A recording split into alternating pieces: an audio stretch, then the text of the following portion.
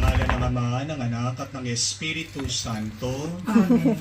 Sumayo Kasi gusto mo talaga sa ganyang laruan na. Sumayo rin. Mga kapatid, sa araw na ito ating pinagdiriwang ang banal na kapistahan ni Santo Domingo, isang pari. Ano ang kabanalan ni Santo Domingo? Nakita niya na ang kanyang misyon Precious. ay ang pagpapahayag sa katotohanan Precious. tungkol sa ating Panginoong Jesucristo. Mga kapatid, kahit na sa ating modernong panahon ngayon, maraming mga atake, maraming mga paninira sa ating pananampalataya.